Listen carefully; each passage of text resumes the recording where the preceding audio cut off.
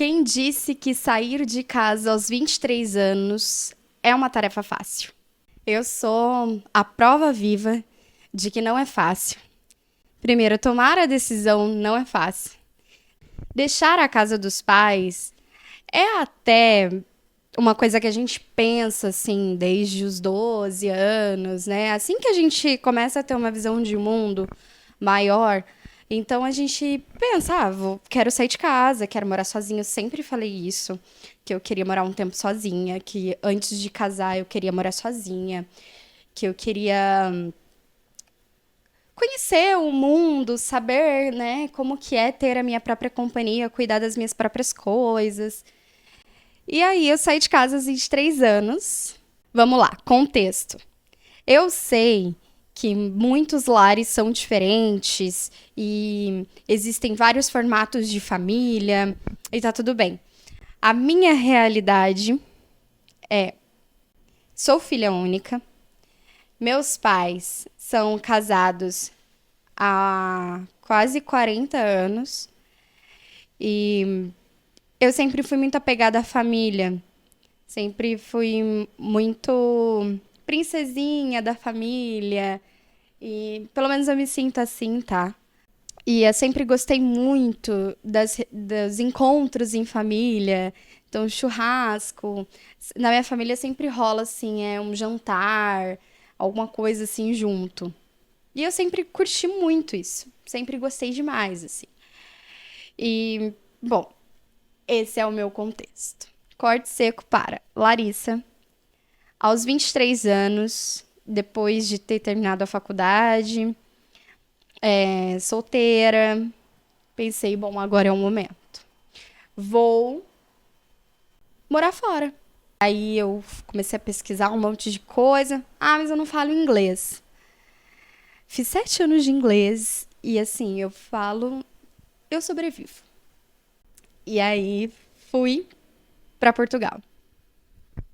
Eu pesquisei, consegui um mestrado, entrei pro mestrado, não consegui bolsa, só fui. Vendi o meu carro, assim, na esperança de que eu ia conseguir um trabalho lá. E, enfim, fui pegando dica daqui, dica dali, e ver vídeo, e enfim. Cheguei em Portugal. Muito difícil conseguir emprego. Eu comecei a ter crises de ansiedade. Assim, a única coisa que eu consigo explicar das minhas crises de ansiedade é o sentimento que eu estava. Primeiro, eu nunca tinha ido para fora do país. Eu nunca nem tinha ido para um outro estado. Eu não sei se vocês tinham essa pira, mas eu queria muito saber se lá fora, né, em outro país, a terra que eu piso aqui é a mesma terra que eu piso lá. A parede que eu toco, a árvore que eu toco, é a mesma sensação de tocar a árvore que existe lá. Eu tinha essa pira, assim, eu tinha esse desejo de conhecer um outro país para descobrir esse sentimento. E eu nunca tinha andado de avião. Então foi a minha primeira experiência de andar de avião, de pegar um aeroporto. Eu me emocionei demais quando o avião subiu. A minha voz fica até embargada, eu fico muito emocionada ainda. Porque foi um sentimento muito gostoso. E, e aí o avião sobe assim, e você sente aquele friozinho na barriga. Eu nunca tive medo disso, eu sempre quis voar, eu sempre gostei do céu, assim. E, gente, foi mágico quando tava pousando. E já estava amanhecendo lá, assim, então passando por entre as nuvens, assim, é lindo, de verdade. Se você é uma pessoa que não tem medo de avião, você provavelmente vai ter a mesma sensação que eu quando você for viajar de avião pela primeira vez. Mas se você tem medo de avião, procure não ter. Procure tratar esse medo, porque, cara, você vai curtir demais, assim. Essas sensações vieram, eu senti. E aí, quando bateu a segunda semana, caiu a ficha de que eu estava sozinha, de que toda a minha família ia ficar muito longe. E o que poderia acontecer nesses 2 anos? Um medo absurdo de alguém falecer. Mas, na verdade, não pensava muito nos 2 anos. Porque eu queria morar lá. Passei um mês. Nesse um mês, eu conheci pessoas incríveis. Eu ganhei uma família nova. E eu ganhei uma amiga portuguesa maravilhosa. A história dessas pessoas eu conto em um outro podcast. Porque, assim, gente, a tour desse um mês em Portugal foram muitas coisas que aconteceram que rende um episódio inteirinho sobre isso. Voltei para o Brasil porque logo no primeiro ano de mestrado você pode fazer um estágio.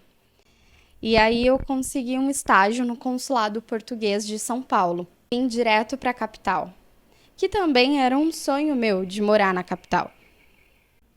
São Paulo é gigante. São Paulo também tinha muita coisa que eu queria conhecer, que eu queria vivenciar de perto. Comecei o estágio. No meio do estágio, é aquele desespero, né? Porque eu gastei o resto que eu tinha para voltar. Eu tinha dinheiro para ficar um mês em São Paulo. Então eu tinha que arrumar um emprego, porque o tal estágio não era remunerado, era um estágio do mestrado. E nesse processo, muitas pessoas me ajudaram. E eu estava procurando emprego assim, em qualquer área. Eu precisava de um emprego para eu me sustentar, né? Pelo menos pagar um aluguel, comprar uma água, um miojo, que fosse, assim. Inclusive, foi um período assim, eu fiquei 3 meses aqui em São Paulo, vivendo bastante de comidas rápidas e baratas. E eu consegui um emprego em marketing digital como copywriter. Aí o sentimento de sobrevivência veio. Então, quando você sai da casa dos seus pais, tem esses sentimentos. Primeiro, bate aquela ficha que caiu assim, tipo, nossa, agora eu preciso me virar mesmo. E aí bate um medo. Depois que o medo passa, vem um instinto de sobrevivência, vem uma coragem, que é incrível essa coragem. Então, eu estava muito feliz com isso. Nesse um ano, eu me mudei 5 vezes aqui em São Paulo, porque aí fiquei 3 meses em uma casa com 12 pessoas.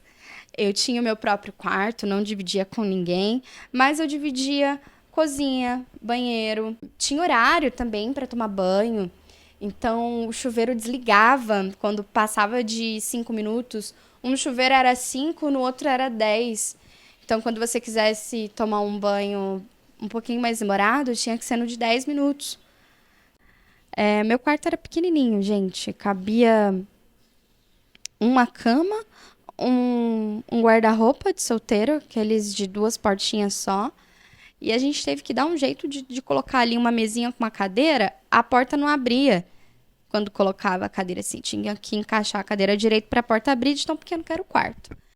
E assim, dispensa de comida era dentro do quarto. Então eu guardava umas caixas embaixo da cama. A geladeira também era compartilhada. Então coisas de geladeira eu tinha ali o meu espaço. Depois de 3 meses, eu me mudei para uma casa com... acho que tinha umas 8 pessoas. Era um quarto maior. Tinha mais espaço. Eu podia receber visita. Tem essa. Tem algumas repúblicas aqui que não dá para receber visita. Logo, não dava pra ninguém vir me visitar nesse período. E aí, um mês na casa, eu recebi uma notificação de que a dona ia vender. Eu falei, caraca, acabei de me mudar.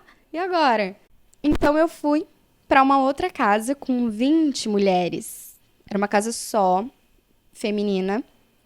Tinha 3 andares. Uma mansão que virou uma república. Eu tinha meu próprio banheiro nessa casa. E o meu quarto era muito mais arrumadinho, assim. Era tudo prontinho. E aí nessa eu tive que investir em talheres, em panelas. Eu conheci esse mercado de panelas e talheres e coisas para casa. Eu não sabia que panela era tão caro.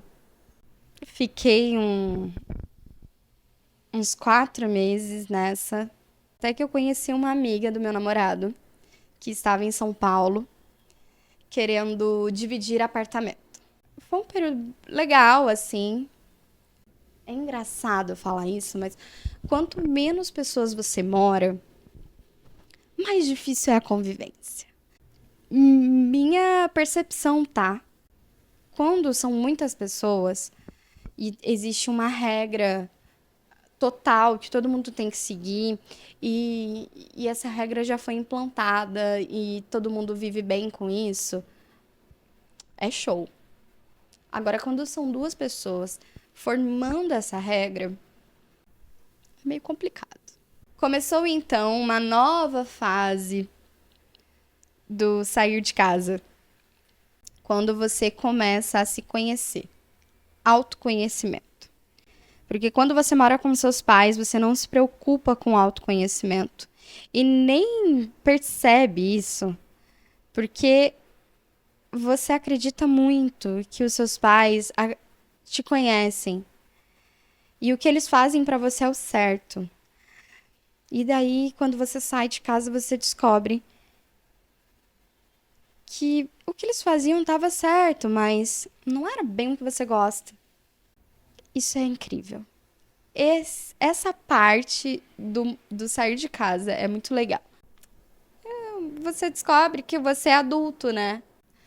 Mas se você não tem grana pra morar sozinho, de fato, o processo é outro. Porque aí você vai ter que conhecer outras pessoas e que são totalmente diferentes da criança que você teve. Não moraram na mesma cidade que você, muitas vezes. São pessoas de outros estados, de outros costumes.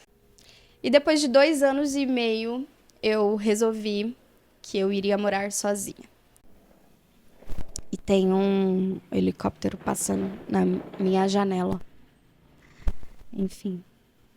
Eu tinha muito medo de ir morar sozinha de fato, porque eu tinha medo de quando eu estivesse mesmo sozinha. Os meus pensamentos. E esse medo bate, gente. E você tem que aprender a lidar com isso. E quando eu estava sozinha com meus próprios pensamentos, olhando a noite paulistana da minha sacada, eu pensei, por que eu não fiz isso antes? E eu comecei a fazer coisas na minha casa que eu queria. Eu não precisava perguntar pra ninguém se colocar esse vaso aqui ou em outro lugar, enfim. Eu podia arrumar do jeito que eu quisesse. Incrível, gente. E quando você pede um japa pra você que gosta e só você pra comer? Ah, isso é maravilhoso. Uma pizza sozinha. Então, a fase atual, depois de sair de casa, eu tenho. Isso já faz 3 anos que eu saí da casa dos meus pais. Eu tenho 26 anos agora e eu estou vivendo a fase de responsabilidade financeira. Porque quando você mora sozinha de fato, você não divide mais em uma conta com ninguém, a responsabilidade é total sua dos gastos. Então, do gasto com a água, do gasto com a energia, com tudo. Tem me tirado um pouco o sono, eu confesso, mas é uma coisa que eu estou aprendendo, estou me adaptando. Sair de casa é isso. É aprender a viver os processos com calma, se respeitando, não se cobrando tanto, mas com responsabilidade. E com muita paciência. Porque nesse período você conhece pessoas que vêm e vão. A gente é uma eterna criança, que a gente tem que estar o tempo inteiro se reinventando, descobrindo outras coisas para fazer. Essa brincadeira não deu mais, então a gente tem que mudar. E fica de aprendizado para mim e para quem tá ouvindo esse episódio 2. Sair de casa não é fácil. Quem disse que seria, não é mesmo?